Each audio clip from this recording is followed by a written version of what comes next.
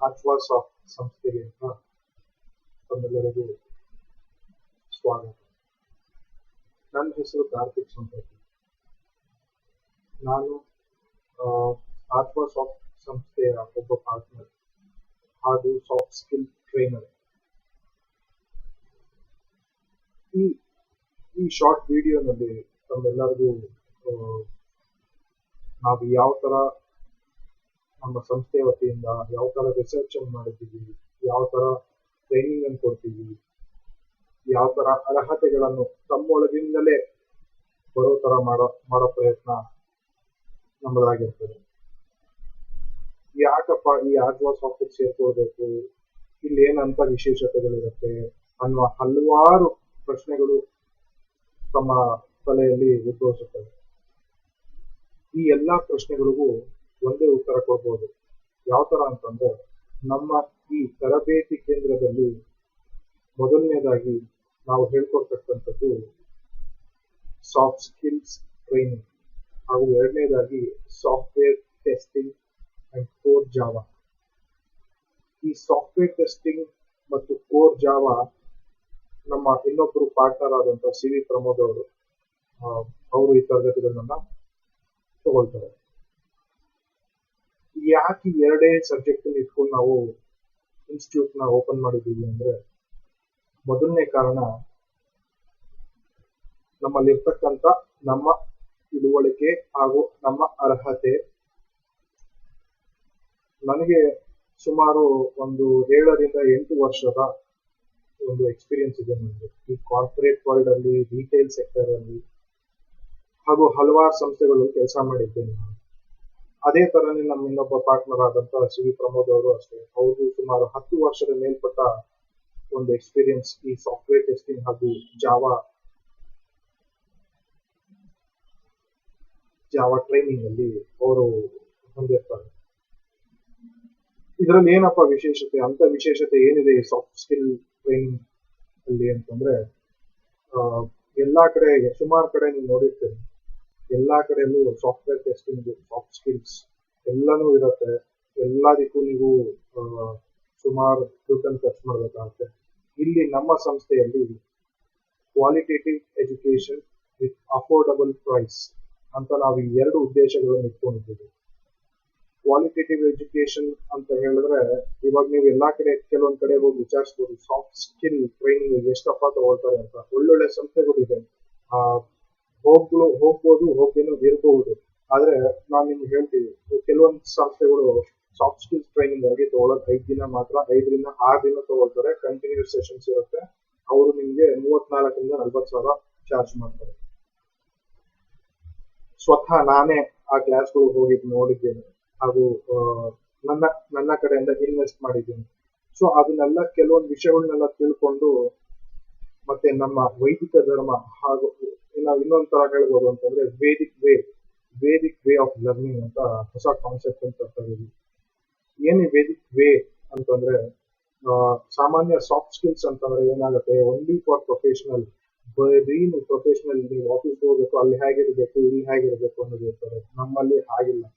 ನಮ್ಮಲ್ಲಿ personal as well as professional ಈ 2 ತರಹದ ಸಬ್ಜೆಕ್ಟ್ ಮೇಲೆ ನಾವು ಕೆಲವೊಂದು ರಿಸರ್ಚ್ ನ ಮಾಡಿ, ಆ ರಿಸರ್ಚ್ ನ ಫಲವಾಗಿ ಈ ಆರ್ಚ್ವಾಸ್ ಹೊರಹೊಮ್ಮಿದೆ. ಯಾವ ತರ ಮಾಡ್ಬೋದು, ಏನು ಎತ್ತ ಅಂತಂದ್ರೆ, ನಮ್ಮಲ್ಲಿ ಕೊಡ್ತಕ್ಕಂತ ಮಾಹಿತಿಗಳಾಗ್ಲಿ, ನಾವು ಹೇಳ್ಕೊಡ್ತಕ್ಕಂಥದ್ದಾಗ್ಲಿ, ನಾವೆಲ್ಲ ಜ್ಞಾನಿಗಳಲ್ಲ. ಜ್ಞಾನದಿಂದ ನಾವೇನು ಸಂಪಾದನೆ ಮಾಡಿಲ್ಲ ಸದ್ಯಕ್ಕಾಗಿ. ಆದರೂ ಕೆಲವೊಂದು ನಮ್ಗೆ ನಮ್ಮ ಅನುಭವಕ್ಕೆ ಬಂದಿರ್ತಕ್ಕಂಥ ಕೆಲವೊಂದು ವಿಶೇಷ ಅಂತಾನೆ ಹೇಳ್ಬೋದು, ವಿಶೇಷ ಸನ್ನಿವೇಶಗಳು ಮೂಡಿರುತ್ತವೆ ನಮ್ಮ ಜೀವನದಲ್ಲಿ. ಆ ವಿಶೇಷ ಸನ್ನಿವೇಶಗಳನ್ನೆಲ್ಲ ಒಟ್ಟುಗೂಡಿಸಿ ಈ ಆರ್ಚ್ವಾಸ್ ನ ತಂದಿದ್ದೇವೆ.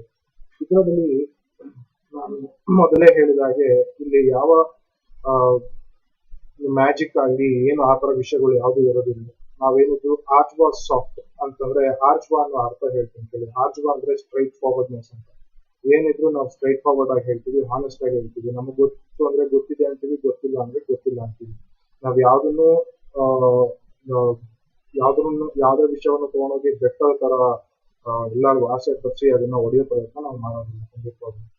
ನಮ್ಮ ಸಂಸ್ಥೆಯಲ್ಲಿ ನಾವು ಸಾಫ್ಟ್ ಸ್ಕಿಲ್ಸ್ ಅನ್ನ ತಗೊಂಡ್ರೆ ನಾವು ಯಾವ ತರ ಹೇಳ್ತೀವಿ ಅಂತಂದ್ರೆ ಬೆಳಗಿನ ಜಾವ ಎದ್ದೇಳಬೇಕು ಅಂತೀವಿ. ಎಷ್ಟು ಗಂಟೆಗೆ ಅಂತಂದ್ರೆ ಸೂರ್ಯ ಯಾವಾಗ ಉದಯಿಸ್ತಾರೋ ಅವಾಗ ಎದ್ದೇಳಬೇಕು ಅಂತೀವಿ. ಸೂರ್ಯನ ಜೊತೆಗೆ ಎದ್ದೇಳಬೇಕು ಅಂತೀವಿ. ಅದನ್ನೇ ಬ್ರಾಹ್ಮಿ ಮುಹೂರ್ತ ಅಂತಾರೆ.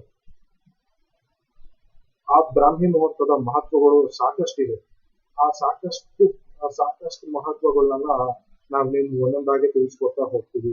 ಇದೆಲ್ಲ ನಾನು ಹೇಳ್ತಾ ಇರೋದು ನಿಮ್ಮ ಅಫೋರ್ಡಬಲ್ ಪ್ರೈಸ್ ಅಲ್ಲಿ ಶುರು ಮಾಡ್ತೀವಿ. You can afford it with no effort. ಆ ತರದ್ರಲ್ಲಿ ನಾವು ತರಗತಿಗಳನ್ನ ಪ್ರಾರಂಭ ಮಾಡ್ಕೊಂಡು ಹೋಗ್ತೀವಿ. ಆ ದಿಶೆಯಿಂದ ನಾವು ಬೆಳಗ್ಗೆ ಎದ್ದೇಳೋದ್ರಿಂದ ರಾತ್ರಿ ಮಲಗುವವರೆಗೂ ಯಾವ ತರ ಇದ್ರೆ ನಮ್ಮ ಮನಸ್ಸಿಗೂ ಹಾಗೂ ನಮ್ಮ ಶ್ರಮಕ್ಕೂ ಹೇಗೆ ಫಲ ಸಿಗುತ್ತದೆ, ನಮ್ಮ ಮನಸ್ಸಿಗೆ ಹೇಗೆ ಶಾಂತಿ ಸಿಗುತ್ತದೆ, ಹೇಗೆ ಶಾಂತಿ ತಗೊಳ್ಬೋದು ನಾವು ಈ ಮನಸ್ಸಿಗಾಗಿ ಅನ್ನೋದನ್ನ ನಾವಿಲ್ಲಿ ತರಬೇತಿಗಳನ್ನ ನೀಡ್ತೇವೆ.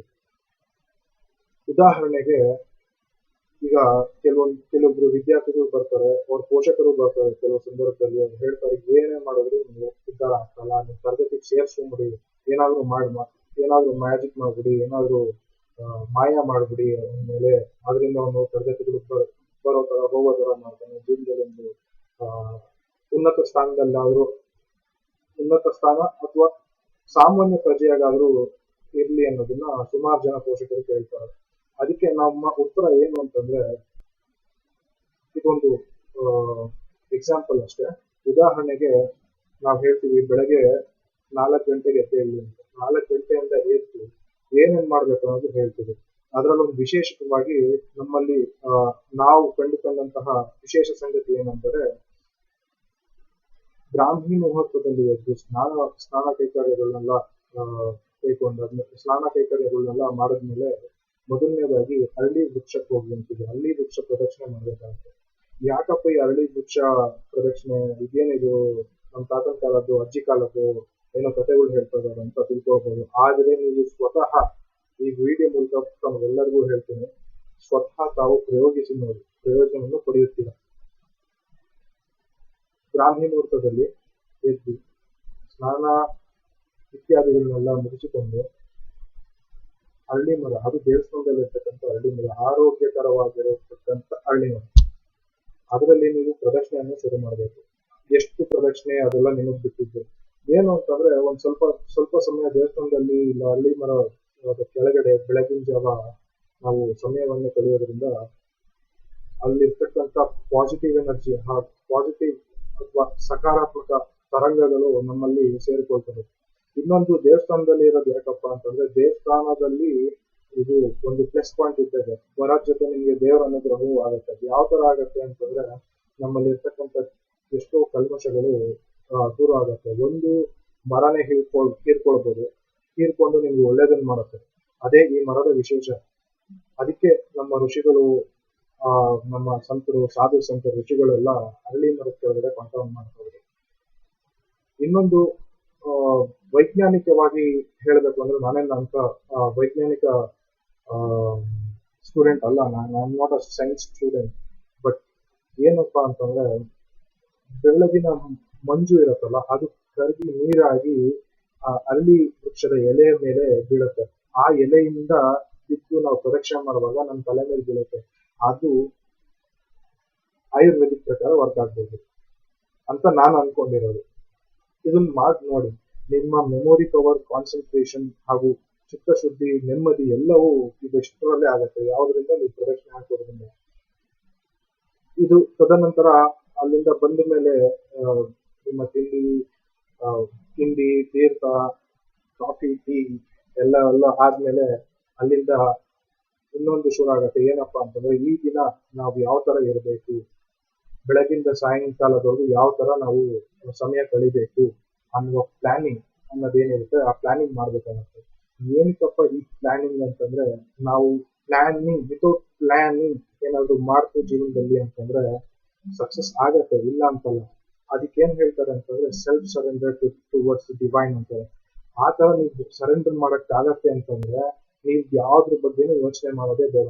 ಅದಾಗದೆ ಪ್ರಕೃತಿ ಮಾತೆ ನಿಮ್ಮನ್ನ ಮುಂದೆ ಜೀವನದಲ್ಲಿ ಮುಂದೆ ತಗೊಂಡ್ ಬರ್ತಾರೆ. ಇಲ್ಲ ಅಂತ ಅದ್ ಮಾಡಕ್ ಆಗಲ್ಲಪ್ಪ, ಇನ್ನ ಸದ್ಯಕ್ಕೆ ಬೇಕು ಅಂದ್ರೆ ನೀವು ಪ್ಲಾನಿಂಗ್ ಮಾಡ್ಬೇಕಾಗುತ್ತೆ. ಯಾವ ತರ ಮಾಡ್ಬೇಕು, ಹೇಗೆ ಮಾಡ್ಬೇಕು ಅನ್ನೋದನ್ನ ನಾವು ಈ ಸಾಫ್ಟ್ ಸ್ಕಿಲ್ಸ್ ಅಲ್ಲಿ ಹೇಳ್ಕೊಡ್ತೀವಿ.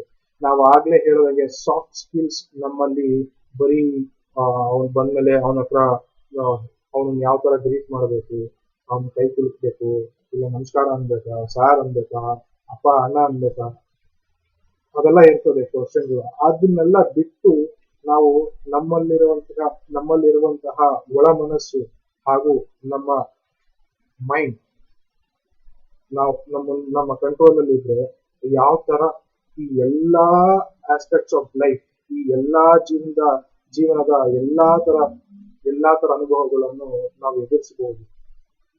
ಯಾವ ತರ ನಮ್ಮ ದೇಹ, ಚಿತ್ತ, ಮನಸ್ಸು ಶುದ್ಧಿ ಆದ್ಮೇಲೆ ಈ ಮೂರು ಆಯ್ತು ಅಂತಂದ್ರೆ ನೀವು ಯಾವುದೇ ಸಾಫ್ಟ್ ಸ್ಕಿಲ್ಸ್ ಆಗ್ಲಿ, ಯಾವುದೇ ಏನು ಕೋರ್ಸಸ್ ಆಗ್ಲಿ ಹೋಗ್ಬೇಕಾಗಿಲ್ಲ. ಯಾಕೆಂದ್ರೆ ನಿಮ್ಮಲ್ಲೇ ಆ ಬೀಜ ಬಿತ್ತಿರೋದ್ರಿಂದ ಆ ಬೀಜ ಓಡೋದು ವೃಕ್ಷ ಆಗುವ ಸಮಯ ಹೆಚ್ಚು ಕಾಲ ಏನು ತಗೊಳ್ಳಲ್ಲ.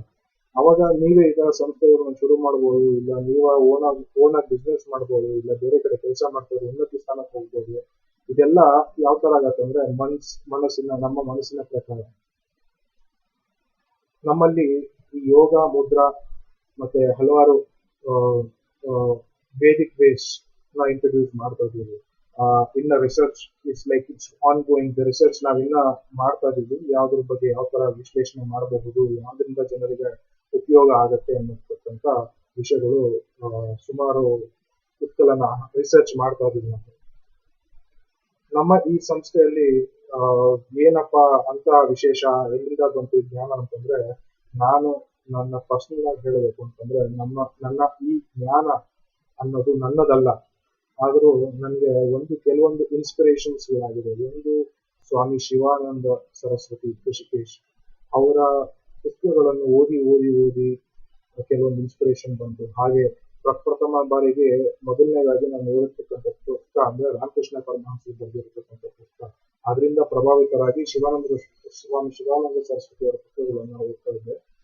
ಸ್ವಾಮಿ ಶಿವಾನಂದರು ಯಾವ ತರ ನಮ್ಮ ಜೀವನದ ಎಲ್ಲ ಆಗು ಮತ್ತು ಹೋಗುಗಳು ಬರೀ ನಮ್ಮ ಜೀವನದ ಮೆಟೀರಿಯಲಿಸ್ಟಿಕ್ ಅಲ್ಲದೇನೆ ಸ್ಪಿರಿಚುವಲ್, ಆಧ್ಯಾತ್ಮಿಕ ಜೀವನಗಳಲ್ಲಿ ಉನ್ನತಿ ಪಡೆಯತಕ್ಕಂತ ಒಂದು ಮಹತ್ವಾಕಾಶವಾದ ಪುಸ್ತಕಗಳನ್ನೆಲ್ಲ ಬರೆದಿದ್ದಾರೆ. ಅದನ್ನ ತಾವೆಲ್ಲರೂ ಒಂದ್ಸಲಿ ಓದಿದರೆ ಸಾಕು. ಎಷ್ಟೋ ಪುಸ್ತಕಗಳಿದೆ ನಿಮಗೆ ವೇದಾಂತ ಬುಕ್ ಹೌಸ್ ಎಲ್ಲ ಆಗಲಿ, ಇನ್ನಿತರ ಕಡೆಗಳಲ್ಲಾಗಲಿ ಸಿಗತಕ್ಕಂಥ ಪುಸ್ತಕಗಳದು. ಆ ಸಬ್ಜೆಕ್ಟ್ ಮೇಲೆ ನೀವು ಒಂದು ಸಲ ಗಮನ ಬಿಟ್ಟು ನೋಡಿದ್ರೆ ನಿಮ್ಮ ಜೀವನದಲ್ಲಿ ಎಲ್ಲ ದೊರಕಿಬಿಡ್ತಾರೆ. ಯಾವ ತರ ಸಾಫ್ಟ್ ಸ್ಕಿಲ್ಸ್ ಅದು ಇದು ಟ್ರೈನಿಂಗ್ ಹೋಗ್ಲೇಬೇಕಾಗಿಲ್ಲ, ನಮ್ಮ ಇನ್ಸ್ಟಿಟ್ಯೂಟ್ಗೆ ಬರಲೇಬೇಕಾಗಿಲ್ಲ. ಅದಕ್ಕಿಂತ ಮುಖ್ಯವಾಗಿ ನಮ್ಮ ಸಾಫ್ಟ್ ಸ್ಕಿಲ್ಸ್ ಅನ್ನೋದು ನಮ್ಮ ಪುರಾತನವಾದ ರಾಮಾಯಣ ಕಾಲದಿಂದ, ಮಹಾಭಾರತ ಕಾಲದಿಂದಲೂ ಬಂದಿತ್ತು. ನಾವ್ ಯಾರು ಅದನ್ನು ಗಮನಿಸಿರೋದಿಲ್ಲ. ನಾವು ಅದನ್ನೆಲ್ಲ ಅದನ್ನ ಪಾಯಿಂಟ್ಸ್ಗಳನ್ನೆಲ್ಲ ನೋಟ್ ಮಾಡ್ಕೊಂಡು ಪ್ರಾಯೋಗಿಕವಾಗಿ ನಮ್ಗೆಲ್ಲರಿಗೂ ಹೇಳ್ಕೊಡ್ತೀವಿ. ಇದನ್ನ ಇನ್ನೊಂದು ಪ್ರಶ್ನೆ ಕೇಳ್ಬೋದು, ಇದನ್ನ ಕಲ್ತಿದ ತಕ್ಷಣ ಜ್ಞಾನಿ ಆಗ್ಬಿಡ್ತೀನ, ಇಲ್ಲ ತುಂಬಾ ದೊಡ್ಡದಾಗ್ಬಿಡ್ತೀನಿ ಅಂತ. ಖಂಡಿತವಾಗ್ಲೂ ನಾವು ಅದನ್ನ ಗ್ಯಾರಂಟಿ ನಾವು ಕೊಡೋಕ್ಕಾಗಲ್ಲ. ಯಾಕಂದ್ರೆ ನಮ್ ಧರ್ಮ ಏನು ಅಂದ್ರೆ ಹೇಳ್ಕೊಡೋದು, ನಿಮ್ಗೆ ಅರ್ಥವಾಗೋ ತರ ಹೇಳ್ಕೊಡೋದು. ನೆಕ್ಸ್ಟ್ ಏನ್ ಮಾಡ್ಬೇಕು ನೀವು ಅಂತಂದ್ರೆ ಅದನ್ನ ಯೋಚನೆ ಮಾಡ್ಬೇಕಾಗುತ್ತೆ. ನೀವು ಹೇಳಿದ್ ಸರಿನಾ ಅಥವಾ ಇಲ್ವಾ, ಅಥವಾ ಸುಮ್ಮನೆ ಏನಾದ್ರು ಇದಾಯ್ತಾ, ಟೆಸ್ಟ್ ಮಾಡಿ, ಎಕ್ಸ್ಪೆರಿಮೆಂಟ್ ಮಾಡಿ. ನಿಮ್ಗೆ ಸಕ್ಸಸ್ ಆಯ್ತು ಅಂದ್ರೆ ಆ ಸಕ್ಸಸ್ ನಮಗ್ ಬೇಡ, ಅದರಿಂದ ಫೇಲ್ಯೂರ್ ಆಯ್ತು ಅಂದ್ರೆ ನಮಗೆ ಆ ಫೇಲ್ಯೂರ್ ಬೇಡ. ಒಂದ್ಸಲಿ ಬಂದು ನೀವು ಆಜ್ವಾ ಸಂಸ್ಥೆ ಬಗ್ಗೆ ವಿಚಾರಿಸಿ, ತಮ್ಗೆಲ್ಲರಿಗೂ ಮಾಹಿತಿ ಕೊಡ್ತೀವಿ. ಮಾಹಿತಿ ಕೊಟ್ಟ ನಂತರ ನೀವು ಸೇರ್ಕೊಳ್ಳೋಕೆ ಇಚ್ಛೆ ಇದ್ರೆ ಸೇರ್ಕೊಳ್ಬೋದು. ಈ ತರ ಹಲವಾರು ವಿಷಯಗಳನ್ನು ಹೊಂದಿರತಕ್ಕಂತ ನಮ್ಮ ಈ ಸಂಸ್ಥೆಯ ತರಬೇತಿಯಲ್ಲಿ ತಾವು unique experience you can gain it. ನೀವು ಅದರಲ್ಲದೆ ನೀವು ಈಗ ಯಾವುದೋ ವಿದ್ಯಾರ್ಥಿಗಳು ಇಂಟರ್ವ್ಯೂಸ್ ಹೋಗ್ಬೇಕಾಗತ್ತೆ. ಇಂಟರ್ವ್ಯೂ ಹೋಗೋಕ್ಕಿಂತ ಮುಂಚೆ ನಮ್ಮ ಸಂಸ್ಥೆಯಲ್ಲಿ ಬಂದ್ರೆ ನಾವು ನಿಮ್ಗೆ ಯಾವ ತರ ಮೋಟಿವೇಟ್ ಮಾಡಬಹುದು, ಯಾವ ತರ ಮೋಟಿವೇಟ್ ಮಾಡಬೇಕು ಅನ್ನೋ ಕೆಲವೊಂದು ಸಣ್ಣ ಪುಟ್ಟ ವಿಷಯಗಳನ್ನೆಲ್ಲ ತಿಳಿಸ್ಕೊಡ್ತೀವಿ. ಅದು ಉಚಿತವಾಗಿ ಸೇವೆಯನ್ನು ಪಡಿಬಹುದು. ನೀವು ಒಂದು ಸಲ ನೋಂದಣಿ ಮಾಡಿದ್ರೆ ನಿಮ್ಗೆಲ್ಲ ಒಂದು ಸಲ ಒಂದಿಷ್ಟು ಫೀಸ್ ಅಂತ ಇರುತ್ತೆ. ಅದನ್ನ ಕಟ್ಟಿದ್ಮೇಲೆ ನಿಮ್ಗೆ ನೆಕ್ಸ್ಟ್ ಎಲ್ಲಿವರೆಗೂ ಆಗತ್ತೋ ಅದನ್ನೆಲ್ಲ ಹೇಳ್ತಾರೆ ನಮ್ಮ ಸಂಸ್ಥೆಯಲ್ಲಿ. ಹೇಳಿದ್ಮೇಲೆ ನೀವು ಯಾವ ತರ ಉಪಯೋಗಿಸ್ಕೊಳ್ಬೇಕು ಅದನ್ನ ಸದುಪಯೋಗ ಪಡಿಸ್ಕೊಳ್ಬಹುದು. ಇಷ್ಟನ್ನು ಹೇಳ್ತಾ ನನ್ನ ಮುಂದಿನ ವಿಡಿಯೋಗಳಿಗಾಗಿ ಹಾಗೂ ಮುಂದಿನ ಪ್ರಾಯೋಗಿಕ ವಿಡಿಯೋಗಳಿಗಾಗಿ ನಿರೀಕ್ಷಿಸಿ ಅಂತ ಕೇಳ್ತೀನಿ.